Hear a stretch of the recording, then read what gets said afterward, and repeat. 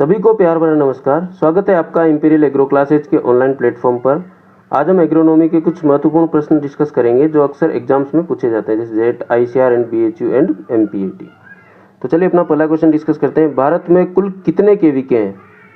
भारत में टोटल कितने केवीके हैं? तो ऑप्शन ए है आपका 690, ऑप्शन बी है आपका 584, ऑप्शन सी है आपका 695, ऑप्शन डी है आपका इनमें से कोई नहीं। तो चलिए इसका जवाब आप कमेंट सेक्शन में अटेंड कीजिए। भारत में टोटल कितने केवीके हैं? केवीके की फुल फॉर्म होती है कृषि विज्ञान केंद्र। के फॉर कृषि, वी फॉर विज्ञान, के फॉर केंद्र। भारत में टोटल कितने केवीके हैं, कुल कितने केवीके हैं? तो वो ऑप्शन सी जिसने जवाब दिया है 695 बिल्कुल सही जवाब है। अपना अगला क्वेश्चन आता है, सहतूत की खेती कहलाती है। सहतूत की खेती कहलाती है option A apiculture, option B moriculture, option C sericulture, option D इनमें से कोई नहीं। चलिए बताइए इसका सही जवाब क्या होगा। Option A apiculture, option B moriculture, option C sericulture, option D इनमें से कोई नहीं है। तो जो सहतूत की खेती कहलाती है, जिसने ऑप्शन बी जवाब दिया है बिल्कुल सही जवाब है, उसको मोरिकल्चर बोलते हैं। और सहतूत का जो वानस्पतिक नाम होगा वो होगा मोरस एल्बा। चलिए अपना अगला क्वेश्चन डिस्कस करते हैं। सस्य विज्ञान किस भाषा का शब्द है? सस्य विज्ञान किस भाषा का शब्द है? Option A Latin, option B Greek, option C अरबी, ऑप्शन डी अंग्रेजी। Option A Latin, option B Greek, option C अरबी, ऑप्शन डी अंग्रेजी। सस्य विज्ञान किस भाषा का शब्द है? जिसने ऑप्शन बी ग्रीक भाषा का जवाब दिया है बिल्कुल सही जवाब है। देखिए agronomy, agro plus Nomi, Nomi शब्द जिसके पीछे आ गया वो किस भाषा का होगा? ग्रीक भाषा का। और सस्य विज्ञान को अंग्रेजी में बोलते हैं एग्रोनॉमी। और जिस भाषा के पीछे कल्चर आ जाता है, जैसे हॉर्टिकल्चर हो गया, एग्रीकल्चर हो गया, जिस भाषा के पीछे कल्चर आ गया वो किस भाषा का रहेगा? लैटिन भाषा का। लेकिन यहाँ पे क्या है? एग्रोनॉमी, नोमी शब्द पीछे आ गया, इसका मतलब है किस भाषा का शब्द है? ग्रीक भाषा का शब्द है। अपना अगला क्वेश्चन है, सस्य विज्ञान के जनक कहलाते हैं। सस्य विज्ञान के जनक किसको कहते हैं? ऑप्शन ए डाकुचेव को, option B Peter de Crescenzi को, option C Gregor John Mendel को, ऑप्शन डी अरस्तु को। बताइए क्या होगा सही जवाब इसका। सस्य विज्ञान के जनक कहलाते हैं option A Dokuchaev, option B Peter de Crescenzi, option C Gregor John Mendel, option D अरस्तु। तो जो सस्य विज्ञान के जनक होंगे वो होंगे Peter de Crescenzi. Option B जिसने जवाब दिया है बिल्कुल सही जवाब है। सस्य विज्ञान के जनक पीटर डी क्रेसेंजी को कहते हैं। और इनके बारे में बता देता हूं मैं आपको थोड़ा सा। ऑप्शन ए जो है डाकुचेव, इनका पूरा नाम है वी डाकुचेव, ये मृदा विज्ञान के जनक कहलाते हैं। और option C Gregor John Mendel, GJ Mendel, ये आनुवंशिकी के जनक कहलाते हैं। और ऑप्शन डी अरस्तु, ये बायोलॉजी और जूलॉजी, जंतु विज्ञान और जीव विज्ञान दोनों के जनक कहलाते हैं। चलिए अगला क्वेश्चन देख लेते हैं फटाफट। CARI कहाँ स्थित है? Central agriculture research institute. C for central, A for agriculture, R for research, I for institute. कहाँ पर स्थित है? आपसे एग्जाम में ये भी पूछा जा सकता है CARI की फुल फॉर्म क्या है? तो आपको जवाब देना है सेंट्रल एग्रीकल्चर रिसर्च इंस्टीट्यूट। और आपसे ये भी पूछा जा सकता है कि ये कहाँ पर स्थित है। तो ऑप्शन ए रहेगा अंडमान निकोबार द्वीप, ऑप्शन बी रहेगा गोवा, ऑप्शन सी रहेगा नई दिल्ली, ऑप्शन डी जोधपुर। देखिए यहाँ पे ऑप्शन चेंज हो सकते हैं, लेकिन जो सही आंसर रहेगा वो तो एक इनमें से रहेगा ही सही। तो बताइए CARI कहाँ पर स्थित है? फटाफट जवाब दीजिए इसका। CARI कहाँ पर स्थित है? जिसने ऑप्शन ए जवाब दिया है अंडमान निकोबार द्वीप, उनका बिल्कुल सही जवाब है। Central agriculture research institute Andaman Nicobar द्वीप में स्थित है। चलिए अपना अगला क्वेश्चन डिस्कस करते हैं। IRI कहाँ स्थित है? अब देखिए IRI की फुल फॉर्म क्या होती है? Indian agriculture research institute. ये कहाँ पर स्थित है? ऑप्शन ए अंडमान निकोबार द्वीप, option B Goa, option C Nai Delhi, option D Jodhpur. बताइए इसका सही जवाब क्या होगा। ऑप्शन ए अंडमान निकोबार द्वीप, option B Goa, option C Nai Delhi, option D Jodhpur. तो IRI जो स्थित है वो है ऑप्शन सी जिसने जवाब दिया है बिल्कुल सही जवाब है, नई Delhi. Indian agriculture research institute नई दिल्ली में है। ठीक है, अब यहाँ पे थोड़ा सा कंफ्यूज मत होना। इधर यहाँ पे लिखा हुआ है IARI Indian agriculture research institute, और इधर लिखा हुआ है CARI। ये दोनों थोड़ा सा कन्फ्यूजन क्रिएट करते हैं। दोनों एग्रीकल्चर के रिसर्च इंस्टीट्यूट है, और एक होता है सेंट्रल केंद्रीय कृषि अनुसंधान संस्थान, और ये होता है भारतीय कृषि अनुसंधान संस्थान। बस सिर्फ आई और उधर सी का अंतर है। अगर CARI आता है केंद्रीय कृषि अनुसंधान संस्थान आता है सेंट्रल एग्रीकल्चर रिसर्च इंस्टीट्यूट, तो वो आएगा आपका अंडमान निकोबार द्वीप में। और अगर इंडियन एग्रीकल्चर रिसर्च इंस्टीट्यूट भारतीय कृषि अनुसंधान संस्थान आता है तो ये आपका नई दिल्ली में होगा। एक क्वेश्चन और यहाँ पे थोड़ा सा कंफ्यूज करता है, इसमें ऑप्शन में दिया हुआ है आपका जोधपुर। तो यहाँ पे भी एक बहुत फेमस इंस्टीट्यूट है जिसका नाम है काजरी, Central Arid Zone Research Institute. अब देखो यहाँ पे CARI तो है, लेकिन उसमें क्या होता है CAZRI है, वो central Arid Zone Research institute.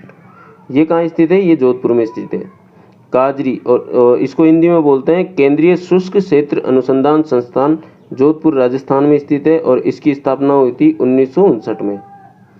ठीक है, तो ध्यान रखना कारी अंडमान निकोबार द्वीप में होगा और काजरी जो होगा वो जोधपुर में होगा। बस केवल यहाँ पे बीच में जेड आ जाएगा, CAZRI वो जोधपुर में होगा, और CARI अंडमान निकोबार द्वीप में होगा, और IARI कहाँ पे होगा? नई दिल्ली में।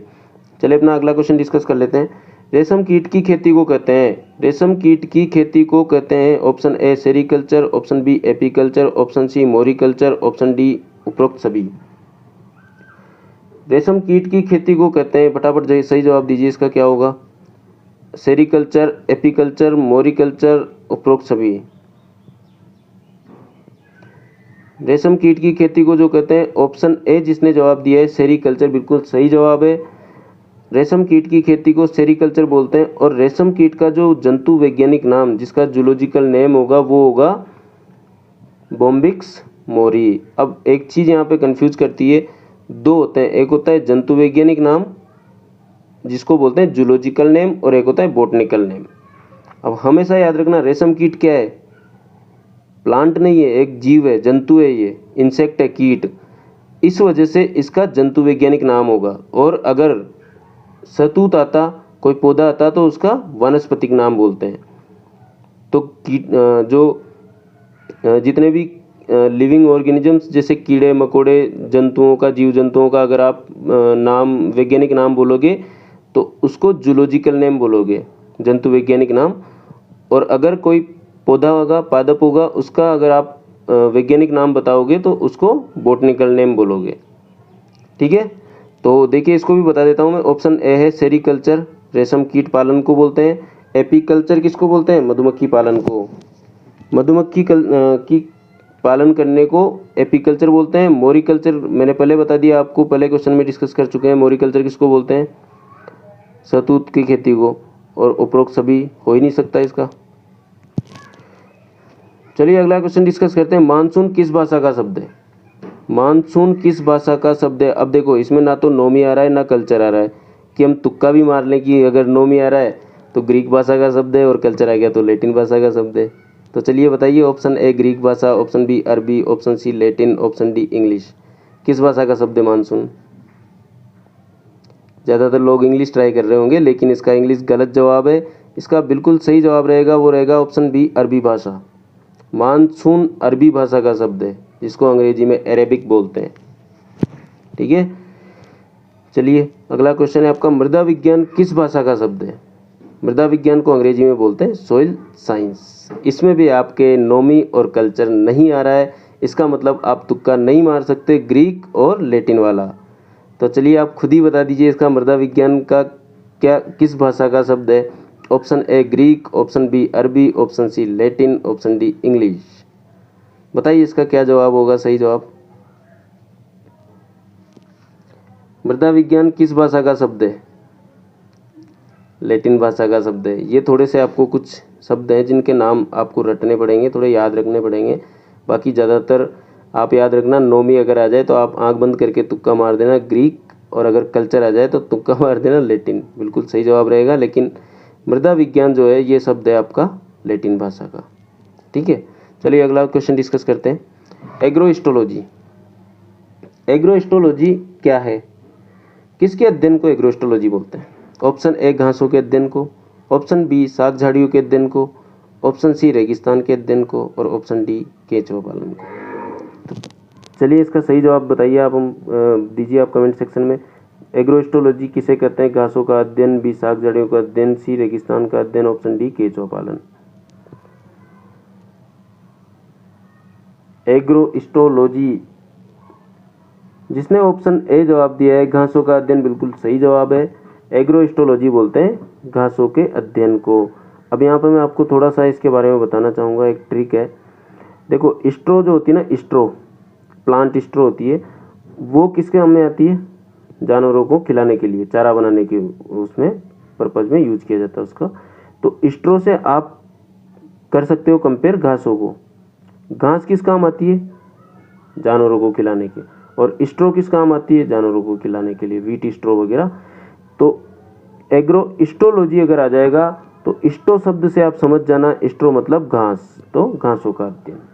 ठीक है, चलिए अपना अगला क्वेश्चन है, आर्बोरिकल्चर है।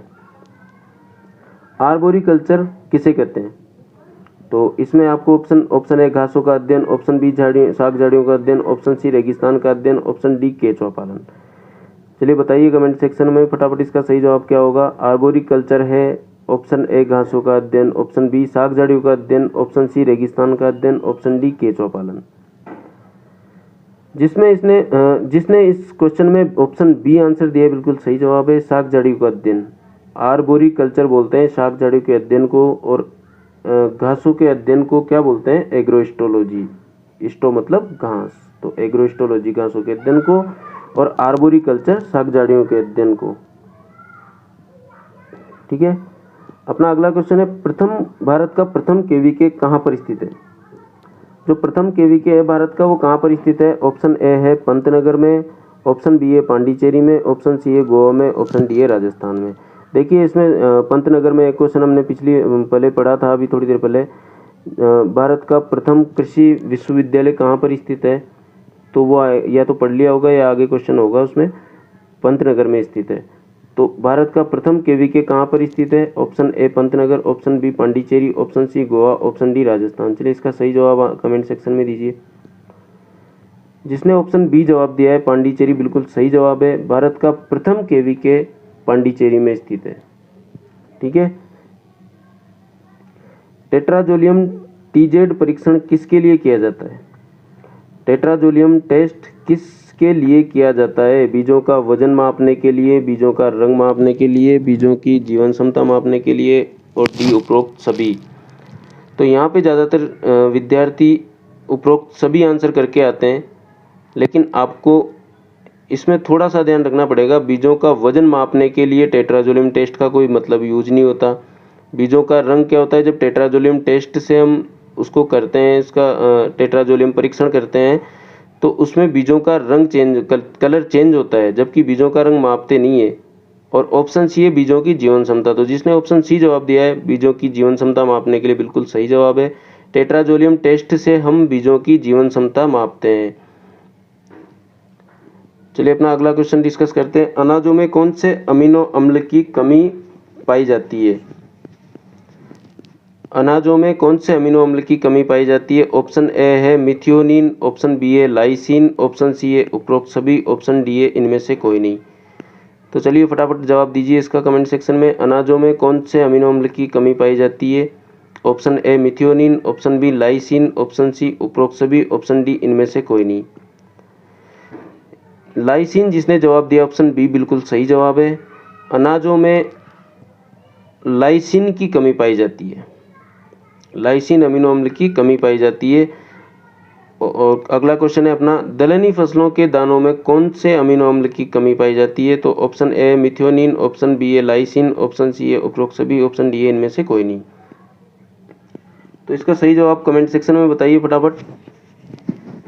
दलहनी फसलों के दानों में कौन से अमीनो अम्ल की कमी पाई जाती है? Option A methionine, option B lysine, option C उपरोक्त सभी, ऑप्शन डी इनमें से कोई नहीं। जिसने ऑप्शन ए जवाब दिया है मिथियोनिन, बिल्कुल सही जवाब है, क्योंकि मिथियोनिन लाइसिन जो होता है, लाइसिन किस में पाया जाता है? अनाजों में। अनाजों में कौन से अमीनो अम्ल की कमी पाई जाती है? लाइसिन की। यहाँ पे ध्यान रखना, कमी पाई जाती पूछा है, अधिकता नहीं पूछा है। कमी पाई जाती है। तो अनाजों में कौन से अमीनो अम्ल की कमी पाई जाती है? लाइसिन की। और तो दलहनी फसलों में उपरोक्त सभी आंसर हो ही नहीं सकता, तो इसका आंसर क्या रहेगा? Option A methionine. ठीक है, चलिए अपना अगला क्वेश्चन डिस्कस करते हैं। भारत का प्रथम कृषि विश्वविद्यालय कहाँ पर स्थित है? क्वेश्चन एक बार रिपीट करता हूँ। भारत का प्रथम कृषि विश्वविद्यालय कहाँ पर स्थित है? ऑप्शन ए है CAU केंद्रीय एग्रीकल्चर यूनिवर्सिटी, ऑप्शन बी आपका IARI Indian agriculture university, option C आपका पंतनगर, ऑप्शन डी आपका इनमें से कोई नहीं है। तो चलिए सबसे पहले इसका जवाब आप कमेंट सेक्शन में कमेंट कीजिए। भारत का प्रथम कृषि विश्वविद्यालय, वह विश्वविद्यालय जो सबसे पहले भारत में खोला गया था, कहाँ पर खोला गया था? तो ऑप्शन ए आपका central agriculture university Manipur Imphal, option B आपका IARI जो आप सब लोग जानते हैं नई दिल्ली में, ऑप्शन सी आपका Govind Ballabh Pant university of agriculture and technology जो पंतनगर में है, ऑप्शन डी आपका इनमें से कोई नहीं है। तो जिसने ऑप्शन सी जवाब दिया है पंतनगर, बिल्कुल सही जवाब है। भारत का प्रथम कृषि विश्वविद्यालय Govind Ballabh Pant university of agriculture and technology Pantnagar में है। अब अगला क्वेश्चन डिस्कस करते हैं। इरेमोलॉजी क्या है? इरेमोलॉजी क्या है? ऑप्शन ए घासों की खेती का अध्ययन, ऑप्शन बी रेगिस्तान का अध्ययन, ऑप्शन सी शाक झाड़ियों का अध्ययन, ऑप्शन डी इनमें से कोई नहीं। चलिए इसका सही जवाब कमेंट सेक्शन में दीजिए। इरेमोलॉजी क्या है? घासों की खेती का अध्ययन, रेगिस्तान का अध्ययन, शाक झाड़ियों का अध्ययन और इनमें से कोई नहीं है। तो जिसने इसका जवाब बी दिया है, बिल्कुल सही जवाब है। रेगिस्तान का अध्ययन इरेमोलॉजी कहलाता है। हम पहले भी पढ़ चुके हैं। ऑप्शन ए घासों की खेती के अध्ययन को क्या बोलते हैं, और ऑप्शन सी शाक झाड़ियों के अध्ययन को क्या बोलते हैं? आर्बोरिकल्चर बोलते हैं शाक झाड़ियों के अध्ययन को, और घासों की खेती के अध्ययन को क्या बोलते हैं? मैंने बताया था आपको स्ट्रो करके, एग्रोएस्ट्रोलॉजी, इसको बोलते हैं घासों की खेती का अध्ययन। चलिए अगला क्वेश्चन डिस्कस करते हैं। भारत में सर्वाधिक सिंचित राज्य है, सर्वाधिक सिंचित राज्य कौन सा है भारत का? Option A Uttar Pradesh, option B Madhya Pradesh, option C Punjab, option D Gujarat. चलिए इसका जवाब दीजिए फटाफट। भारत का सर्वाधिक सिंचित राज्य कौन सा है? Option A Uttar Pradesh, option B Madhya Pradesh, option C Punjab, option D Gujarat. जिसने ऑप्शन सी पंजाब जवाब दिया बिल्कुल सही जवाब है। सबसे ज्यादा जो सिंचित राज्य है वो पंजाब है, और पंजाब का नाम पंजाब इस वजह से पड़ा है क्योंकि वहां पे 5 नदियां बहती है, और इसी वजह से वहां सबसे ज्यादा सिंचित राज्य है, क्योंकि पंजाब में 5 नदियां बहती है, इसी कारण इसका नाम पंजाब भी पड़ा है, और ये सबसे ज्यादा भारत का सबसे सर्वाधिक सिंचित राज्य भी है। चलिए अगला क्वेश्चन डिस्कस करते हैं। भारत का कुल भौगोलिक क्षेत्रफल क्या है? भारत का कुल भौगोलिक क्षेत्रफल है, ऑप्शन ए 328.74 million Hector, 328.74 million Hector, 306 million Hector, 320.78 million Hector और 338.84 मिलियन हेक्टर। तो इसका सही जवाब दीजिए आप कमेंट सेक्शन में। भारत का कुल भौगोलिक क्षेत्रफल है 328.74 मिलियन हेक्टेयर, ऑप्शन बी आपका 306 मिलियन हेक्टेयर, ऑप्शन सी आपका 320.78 मिलियन हेक्टेयर और ऑप्शन डी है आपका 338.84 मिलियन हेक्टेयर। तो जिसने इसका ए जवाब दिया बिल्कुल सही जवाब है। भारत का कुल भौगोलिक क्षेत्रफल 328.74 मिलियन हेक्टेयर है, जो कि पूरे विश्व का 2.4% है। भारत का कुल क्षेत्रफल 328.74 मिलियन हेक्टेयर है, जो कि विश्व का 2.4% है। चलिए अपना अगला क्वेश्चन है, कुल क्षेत्रफल के कितने प्रतिशत भूभाग पर वन होने चाहिए? कुल क्षेत्रफल के कितने प्रतिशत भूभाग पर वन होने चाहिए? ऑप्शन ए है आपका 33%, ऑप्शन बी है आपका 36%, ऑप्शन सी आपका 30%, ऑप्शन डी आपका 32%। बताइए इसका सही जवाब क्या होगा? पूरे क्षेत्रफल, पूरे देश का जितना क्षेत्रफल है उसके कितने प्रतिशत एरिया पर, कितने प्रतिशत भूभाग पर वन होने चाहिए? Option A 33%, option B 36%, option C 30%, option D 32%। जिसने इसका जवाब ऑप्शन ए दिया है बिल्कुल सही जवाब है। 33% भूभाग पर वन होने चाहिए हर देश के कुल क्षेत्रफल के। चलिए अपना अगला क्वेश्चन डिस्कस करते हैं। मिट्टी पलटने वाले हल को क्या कहते हैं? मिट्टी पलटने वाले हल को कहते हैं option A rotavator, option B disc harrow, option C cultivator, option D mould board plough, mould board हल। जिसने मिट्टी पलटने वाले हल को, जिसने ऑप्शन डी जवाब दिया बिल्कुल सही जवाब है, मोल्ड बोल्ट प्लाव। मिट्टी पलटने वाले हल को मोल्ड बोल्ट प्लाव कहते हैं। चलिए अपना अगला क्वेश्चन है, भारत का क्षेत्रफल की दृष्टि से सबसे बड़ा राज्य है? तो ऑप्शन ए रहेगा आपका उत्तर प्रदेश, ऑप्शन बी आपका मध्य प्रदेश, ऑप्शन सी आपका राजस्थान, ऑप्शन डी आपका गुजरात। तो बताइए इसका सही जवाब क्या होगा? भारत का क्षेत्रफल की दृष्टि से सबसे बड़ा राज्य, भारत में सबसे बड़ा राज्य कौन सा है क्षेत्रफल की दृष्टि से? Option A Uttar Pradesh, option B Madhya Pradesh, option C Rajasthan, option D Gujarat. जिस किसी ने भी ऑप्शन सी जवाब दिया है राजस्थान, बिल्कुल सही जवाब है। इस समय भारत का सबसे बड़ा राज्य है राजस्थान। पहले उत्तर प्रदेश था, तो उत्तर प्रदेश में से बिहार अलग हुआ, फिर मध्य प्रदेश बना, मध्य प्रदेश में से छत्तीसगढ़ अलग हो गया। अब राजस्थान सबसे बड़ा राज्य है इन दोनों को छोड़ के। चलिए अपना अगला क्वेश्चन डिस्कस करते हैं। भारत का जनसंख्या की दृष्टि से सबसे बड़ा राज्य कौन सा है? देखिए क्षेत्रफल की दृष्टि से तो राजस्थान है, लेकिन जनसंख्या की दृष्टि से कौन सा है? तो आपके ऑप्शन है, option A Uttar Pradesh, option B Madhya Pradesh, option C Gujarat, option C Rajasthan, option D Gujarat. तो इसका क्या जवाब है? सही जवाब क्या होगा? भारत का जनसंख्या की दृष्टि से सबसे बड़ा राज्य कौन सा है, मतलब जनसंख्या सबसे ज्यादा कौन से राज्य में निवास करती है? तो जिसने ऑप्शन ए जवाब दिया है उत्तर प्रदेश, बिल्कुल सही जवाब है। क्षेत्रफल की दृष्टि से राजस्थान है, लेकिन जनसंख्या की दृष्टि से उत्तर प्रदेश है। अपना अगला क्वेश्चन है, कौन सा कार्बोहाइड्रेट केवल पादपों की कोशिकाओं में संचित होता है? कौन सा कार्बोहाइड्रेट केवल पादपों की कोशिकाओं में संचित होता है? Option A starch, option B glycogen, option C A व बी दोनों, ऑप्शन डी इनमें से कोई नहीं है। चलिए बताइए इसका क्या जवाब होगा? कौन सा कार्बोहाइड्रेट केवल पादपों की कोशिकाओं में संचित होता है? जिसने ऑप्शन ए जवाब दिया है बिल्कुल सही जवाब है। स्टार्च जो होता है वो पादपों की कोशिकाओं में संचित होता है। अब मैं आपको इसके बारे में थोड़ा सा बता देता हूँ। जब पौधा प्रकाश संश्लेषण करता है तो उसमें वो कार्बोहाइड्रेट बनाता है, और वो कार्बोहाइड्रेट पादप कोशिकाओं में स्टार्च की अवस्था में संचित होता है, स्टार्च के रूप में संचित होता है। और ये कार्बोहाइड्रेट अगर हम जीव जंतु जो होते हैं, एनिमल्स होते हैं जो भोजन करते हैं, वो किस फॉर्म में करते हैं? तो वो होता है ग्लाइकोजन में।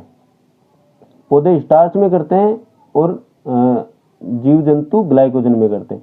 ये क्वेश्चन हमेशा कंफ्यूज करता है और ज्यादातर अक्सर जेट के एग्जाम में पूछा जाता है कि पादपों की कोशिकाओं में संचित कौन सा कार्बोहाइड्रेट होता है? तो आपको ऑप्शन ए सही करना है, स्टार्च। और अगर जंतुओं की में पूछा जाता है तो आपको करना है ग्लाइकोजन। सर्वाधिक पेस्टिसाइड खपत वाला राज्य है? सर्वाधिक पेस्टिसाइड खपत वाला राज्य है option A Punjab, option B Uttar Pradesh, option C Gujarat, option D इनमें से कोई नहीं है। इन चारों राज्यों में से, इन तीनों राज्यों में से सबसे ज्यादा पेस्टिसाइड कौन से राज्य में उपयोग में लाया जाता है? तो इसका सही जवाब आपको देना है कमेंट सेक्शन में। ऑप्शन ए है पंजाब, ऑप्शन बी है उत्तर प्रदेश, ऑप्शन सी है गुजरात, ऑप्शन डी है इनमें से कोई नहीं है। जिसने ऑप्शन ए जवाब दिया पंजाब, बिल्कुल सही जवाब है। सबसे ज्यादा पेस्टिसाइड खपत वाला राज्य पंजाब है। और यहाँ पर पेस्टिसाइड की यूज उपयोग में लेने के कारण सबसे ज्यादा एक बीमारी हो रही है, उसका नाम है कैंसर। कैंसर की वजह से ज्यादातर बहुत लोग बीमार पड़ रहे हैं। और एक पंजाब से एक ट्रेन चलाई गई है जोधपुर के लिए, उसका नाम ही कैंसर ट्रेन रखा गया है। ठीक है, चलिए अपना अगला क्वेश्चन डिस्कस करते हैं। सर्वाधिक उर्वरक खपत करने वाला राज्य है? पहले आपका पेस्टिसाइड वाला था, पेस्टिसाइड खपत वाला, अब आपका आता है सर्वाधिक उर्वरक खपत करने वाला राज्य है। सबसे ज्यादा भारत का सबसे ज्यादा उर्वरक कौन से राज्य में उपयोग में लाया जाता है, खपत किया जाता है? ऑप्शन ए आपका पंजाब, ऑप्शन बी आपका उत्तर प्रदेश, ऑप्शन सी आपका गुजरात और ऑप्शन डी आपका इनमें से कोई नहीं है। चलिए बताइए इसका सही जवाब क्या होगा। सर्वाधिक उर्वरक खपत करने वाला राज्य कौन सा है? Option A Punjab, option B Uttar Pradesh, option C Gujarat, option D इनमें से कोई नहीं। जिसने ऑप्शन बी जवाब दिया उत्तर प्रदेश बिल्कुल सही जवाब है। सर्वाधिक उर्वरक खपत जो होती है वो उत्तर प्रदेश में सबसे ज़्यादा होती है, और पर यूनिट एरिया अगर पर यूनिट हेक्टेयर अगर पूछा जाए कि भाई प्रति हेक्टेयर सबसे ज़्यादा खपत कौन से राज्य में होती है, तो वो होती है पंजाब में। यहाँ पूछा गया है सबसे ज़्यादा उर्वरक खपत, प्रति हेक्टेयर उर्वरक खपत नहीं पूछा गया है, इसलिए आपको जवाब देना है उत्तर प्रदेश। यहाँ पूछा जाता है सर्वाधिक प्रति हेक्टेयर उर्वरक खपत करने वाला राज्य, तो आपको जवाब देना था पंजाब। ठीक है, चलिए अगले क्वेश्चन की तरफ बढ़ते हैं। भारत में वार्षिक वर्षा कितनी होती है? भारत में कितनी वार्षिक वर्षा होती है? ऑप्शन ए आपका 1190 मिलीमीटर, ऑप्शन बी आपका 1100 मिलीमीटर, ऑप्शन सी आपका 1000 मिलीमीटर, ऑप्शन डी इनमें से कोई नहीं। तो आपको सही जवाब देना है इसका। भारत में वार्षिक वर्षा कितनी होती है? ऑप्शन ए जिसने जवाब दिया है 1190 mm बिल्कुल सही जवाब है। भारत में वार्षिक 1190 मिलीमीटर वार्षिक वर्षा होती है, और ये सबसे ज़्यादा जो वर्षा होती है भारत में वो होती है आसाम के मानिसराम में। पहले चेरापूंजी में होती थी, अब मानिसराम में होती है, जो आसाम राज्य में पड़ता है। चलिए अपना अगला क्वेश्चन डिस्कस करते हैं। विश्व में वार्षिक वर्षा कितनी होती है? पहले भारत में पूछी गई थी, पिछले क्वेश्चन में भारत में पूछी गई थी, इस बार विश्व में पूछी गई है। विश्व में वार्षिक वर्षा कितनी होती है? तो ऑप्शन ए आपका 1190 millimetre, option B 1100 millimetre, option D 1000 millimetre, option C 1000 millimetre, और ऑप्शन डी इनमें से कोई नहीं है। तो आपको इसका सही जवाब देना है। विश्व में वार्षिक वर्षा कितनी होती है? Option A 1190 millimetre, option B 1100 millimetre, option C 1000 millimetre, option D इनमें से कोई नहीं है। जिसने ऑप्शन सी जवाब दिया है 1000 मिलीमीटर बिल्कुल सही जवाब है। विश्व में 1000 mm वर्षा होती है, वार्षिक वर्षा 1000 मिलीमीटर होती है। चलिए अगला क्वेश्चन डिस्कस करते हैं। बूंद बूंद सिंचाई के अंतर्गत सर्वाधिक क्षेत्रफल किस राज्य का है? यानी कि ड्रिप इरिगेशन सबसे ज्यादा कौन से राज्य में किया जाता है? ऑप्शन ए आपका राजस्थान, ऑप्शन बी आपका महाराष्ट्र, ऑप्शन सी आपका गुजरात, ऑप्शन डी आपका इनमें से कोई नहीं। बताइए इसका सही जवाब कमेंट सेक्शन में क्या होगा। Option A Rajasthan, option B Maharashtra, option C Gujarat, option D इनमें से कोई नहीं है। तो बूंद बूंद सिंचाई के अंतर्गत सर्वाधिक क्षेत्रफल कहाँ पर है? ऑप्शन बी जिसने जवाब दिया बिल्कुल सही जवाब है। बूंद बूंद सिंचाई के अंतर्गत सर्वाधिक क्षेत्रफल महाराष्ट्र में है। ठीक है, और फव्वारा सिंचाई के अंतर्गत पूछा जाए तो राजस्थान में। चलिए अपना अगला क्वेश्चन है। फव्वारा सिंचाई के अंतर्गत सर्वाधिक क्षेत्रफल किस राज्य में है? तो ये ऑप्शन ए आपका Rajasthan, option B Maharashtra, option C Gujarat, option D इनमें से कोई नहीं। अभी हमने इससे पहले वाली स्लाइड में डिस्कस किया था ड्रिप इरिगेशन का कहाँ है, बूंद बूंद सिंचाई का महाराष्ट्र में, और फव्वारा सिंचाई का कहाँ है, राजस्थान में। तो जिसने ऑप्शन ए जवाब दिया बिल्कुल सही जवाब है। फव्वारा सिंचाई के अंतर्गत सर्वाधिक क्षेत्रफल राजस्थान में है। अब मैं ड्रिप इरिगेशन के बारे में आपको थोड़ा सा बताना चाहूँगा। ड्रिप इरिगेशन बूंद बूंद सिंचाई को ड्रिप इरिगेशन भी बोलते हैं, और इसको इजराइल से मंगवाया गया है, मतलब इजराइल से भारत में ये विधि सिंचाई की आई है। ठीक है, तो आज के लिए इतना ही। मिलते हैं अगली वीडियो में कल शाम 6:30 बजे। तब तक के लिए धन्यवाद।